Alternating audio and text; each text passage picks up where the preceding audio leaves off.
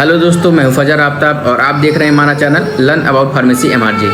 तो दोस्तों आज हम जानेंगे डायरिया के ट्रीटमेंट के बारे में कि डायरिया में कौन कौन सी दवाइयाँ दी जाती हैं और उसका इलाज क्या होता है, कारण क्या होता है और लक्षण क्या होता है। तो सब कुछ जानेंगे इस वीडियो में दोस्तों, तो आगे बने रहिए दोस्तों। तो दोस्तों सबसे पहले हम जानेंगे कि डायरिया किसको कहते हैं। तो दोस्तों डायरिया का अधिक बार होना और अधिक पतला होना और अधिक मात्रा में होना दस्त या डायरिया कहलाता है दोस्तों। और जब खाया हुआ भोजन स्टमक डाइजेस्ट नहीं कर पाता है तब वह अनपचे खाने के साथ जो पतले दस्त आते हैं दोस्तों, तो उन्हीं को डायरिया या दस्त कहा जाता है दोस्तों। तो यही है दोस्तों इसका परिभाषा। अब हम जान लेते हैं दस्त के प्रमुख कारण क्या क्या होते हैं। तो दोस्तों बदहजमी यानी इंडाइजेशन, पाचन तंत्र के रोग, गैस्ट्रिक जूस का कम या नहीं बनना, बैक्टीरिया जैसे साल्मोनेला या आंत के बैक्टीरिया की प्रजाति इकोलाई की वजह से भी दस्त हो जाते हैं दोस्तों। और वायरस जैसे नोरो वायरस या रोटा वायरस के कारण भी होते हैं। और पैरासाइट जैसे जियार्डिया इंटेस्टिनलिस के कारण भी दस्त हो जाते हैं दोस्तों। और फूड एलर्जिक और फूड पॉइजनिंग के कारण भी दस्त होते हैं दोस्तों। और मेडिसिन का ओवरडोज के कारण भी होते हैं। और जिसका थायराइड लेवल अधिक होता है तो उनको भी दस्त होने का खतरा अधिक रहता है दोस्तों। तो ऑयल से बनी चीज़ों का ज़्यादा इस्तेमाल करने से भी होते हैं दोस्तों दस्त। और हीट स्ट्रोक या लू लगने से भी दस्त हो जाते हैं दोस्तों।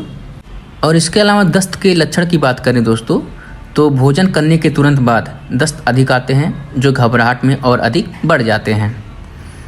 मरीज को स्टूल पास करने के लिए बार बार जाना पड़ता है जो इसका प्रमुख लक्षण है। पेट में गुड़गुड़ाहट और पेट फूला रहता है, प्यास अधिक लगती है और भूख में कमी हो जाती है दोस्तों। कभी कभी मतली और उल्टी भी हो जाती है अधपचे खाने से और दस्त पिचकारी छोड़ने के समान होता है।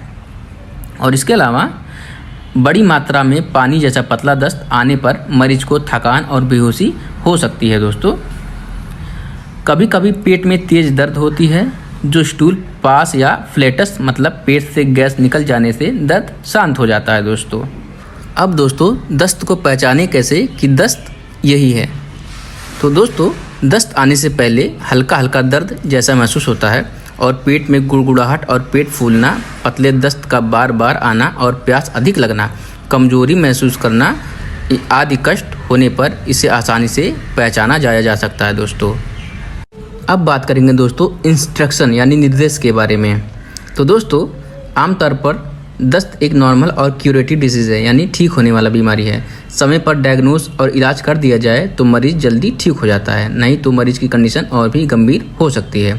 तो दोस्तों दस्त के दौरान 24 घंटे तक मरीज़ को कुछ भी खाने को नहीं दिया जाना चाहिए, सिर्फ लिक्विड डाइट ही देना चाहिए।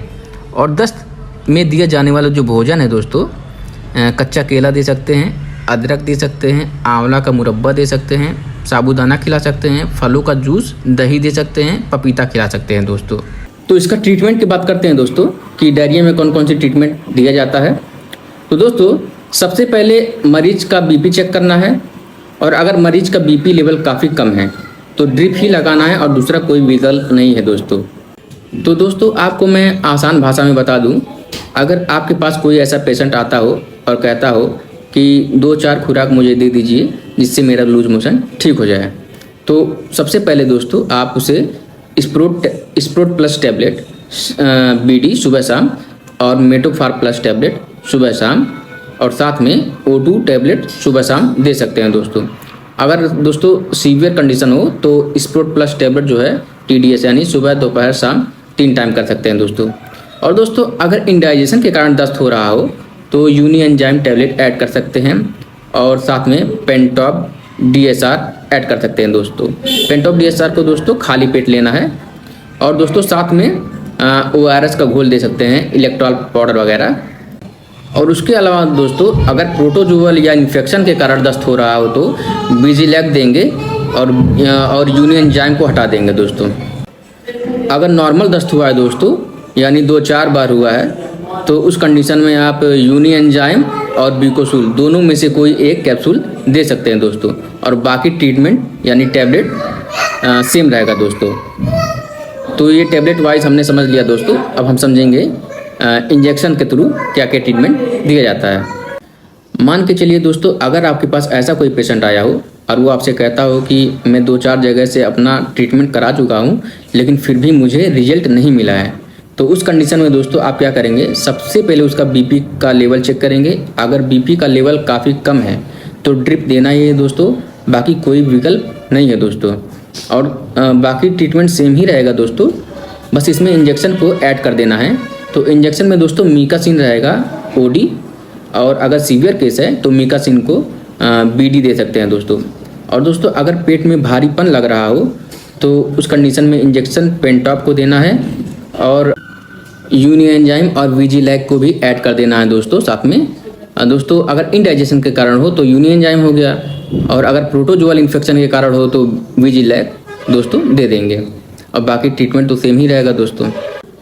इन सीवियर केस डायरिया में क्या होता है दोस्तों, अगर आपके पास ऐसा कोई पेशेंट आता हो और कहता हो कि मैं 2-4 दिन से दवा खा चुका हूँ और इंजेक्शन भी लगा लिया हूँ लेकिन फिर भी मुझे इसका रिलीफ नहीं हो रहा है, तो उस कंडीशन में आप क्या करेंगे दोस्तों, तो सबसे पहले उसका बीपी चेक करेंगे। अगर बीपी का लेवल 100 से कम है तो उसको ड्रिप देना ही देना है दोस्तों। और सबसे पहले क्या करना है दोस्तों, इंजेक्शन डेक्सोना इंट्रावेनस 1 ml मरीज को तुरंत लगा देना है, और 1 ml इंजेक्शन ड्रिप में डाल देना है दोस्तों डेक्सोना का, और साथ में पोलिबियन इंजेक्शन को ड्रिप में डाल देना है दोस्तों। एमबीआई नहीं लगाना है दोस्तों, एमबीआई को अगर आप लगा देंगे तो उससे लूज मोशन और बढ़ सकता है दोस्तों। पोलिबियन इंटेस्टाइन को रिपेयर करता है और पेट को ठंडा करता है, तो पोलिबियन इंजेक्शन 1 एम्पुल डाल देना है दोस्तों एनएस में। और इंजेक्शन मीकासिन आप 500 mg उनको दे दीजिए, और साथ में मोनोसेप इंजेक्शन उनको दे दीजिए दोस्तों, IM या IV ज़रूरत के हिसाब से।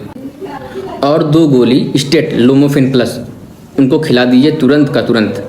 अब इसके बाद आपको क्या देना है, ड्रिप में NS आपने पहले लगा दिया और बीपी भी थोड़ा मेंटेन हो गया।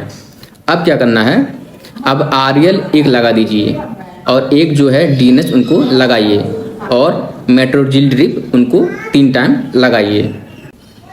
जैसे कि मैं आपको बता दूं, NS पहला हो गया और दूसरा DNS और तीसरा RL, तो 1-1 एम्पुल जो है पहले पोलिबियन दे दीजिए NS में, फिर DNS में भी पोलिबियन दे दीजिए, और तीसरा RL को प्लेन छोड़ दीजिए, उसमें पोलिबियन नहीं मिलाना है दोस्तों।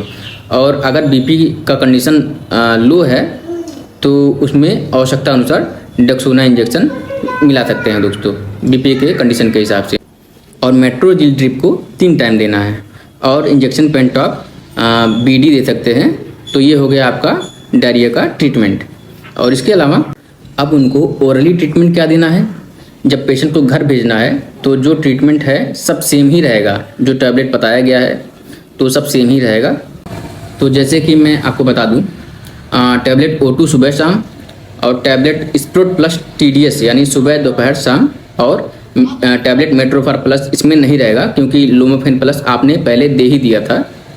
और इसके बाद आपको लोमोफेन प्लस जो है 1 गोली SOS यानी आवश्यकता अनुसार दे सकते हैं लूज मोशन ज़्यादा होने पर। और यूनिएंजाइम देना है, विजिलैक इस केस में 3 टाइम देना है, और इलेक्ट्रॉल पाउडर यानी ORS का घोल देना है। इसके अलावा डेरोलेक्जेट सचेत आता है, इसको भी आप 3 टाइम इस्तेमाल करवाएं, या फिर आप O2 प्रो एम्पुल आता है, वो पीने वाला होता है, उसको भी आप इस्तेमाल करा सकते हैं। दोनों में से कोई आप एक इस्तेमाल करिए। O2 प्रो जो है वो उसका जो रिजल्ट है स्टेट है तुरंत का तुरंत, उसको पिलाते ही 10 मिनट में उसका रिजल्ट आना शुरू हो जाता है। तो दोस्तों यही था डायरिया का ट्रीटमेंट, फुल ट्रीटमेंट। और मैं एक बार फिर से आपको रिपीट करके बता देता हूं दोस्तों। तो first O2 sport plus tablet, metrofer plus tablet, unienzyme, pantop, DSR। तो ये 2-4 खुराक वाले जो पेशेंट होते हैं तो उनको ये दे देना है दोस्तों। और इंजेक्शन वाले जो पेशेंट हैं तो उनमें इंजेक्शन मीकासिन और प्लस पेंटॉप इंजेक्शन ऐड कर देना है। और दवा जो हमने बताया है वो सेम ही रहेगा। और सीवियर कंडीशन हो तो प्रीबायोटिक दे देना है, जैसे विजिलैक वगैरह ऐड कर देना है दोस्तों। तो यही था इसका ट्रीटमेंट दोस्तों। तो अगर आपको हमारे ये वीडियो पसंद आया दोस्तों तो आप लाइक करिए, शेयर करिए अपने दोस्तों में। तो दोस्तों मिलते हैं नेक्स्ट वीडियो में।